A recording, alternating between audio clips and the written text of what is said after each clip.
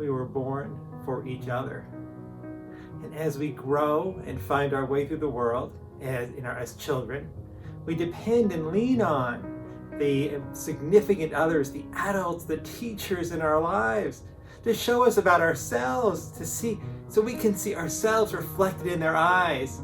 Hopefully to be the sparkle in their eye, so that when they see us, they light up and they want to be with us, and we feel wanted and known.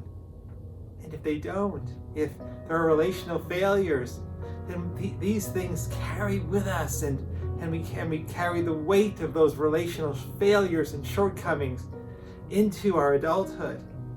And when we enter into adulthood, we bring all of our relational selves with us, and we find relationships with new people.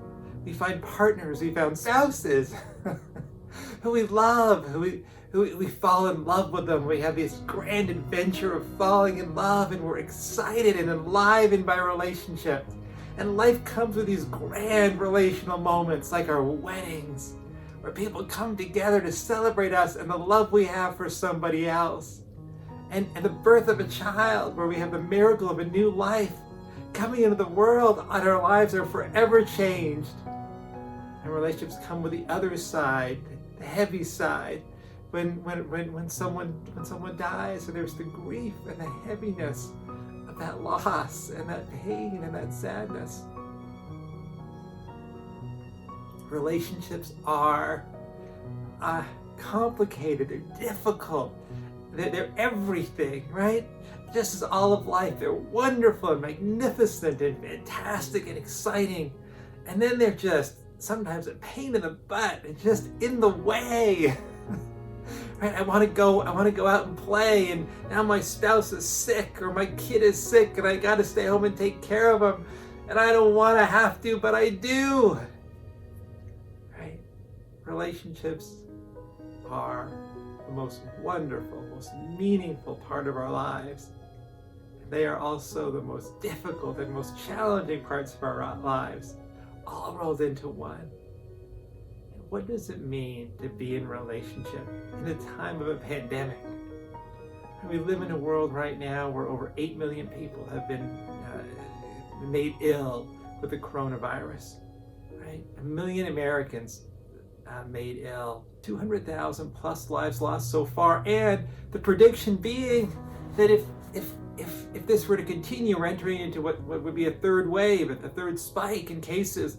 They're predicting up to 400,000 lives lost before the end of the year.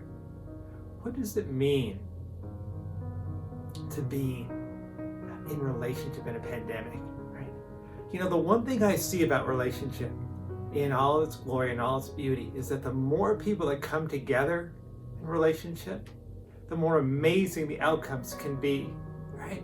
How when a community comes together to help a grieving family who've lost a husband, a father, or a wife, a mother, how when the community comes together to support them, to check in on them every week, to bring them food, but more importantly, to bring them care and kindness, and to let them know that they are not alone, how much they can help that family through that hardship.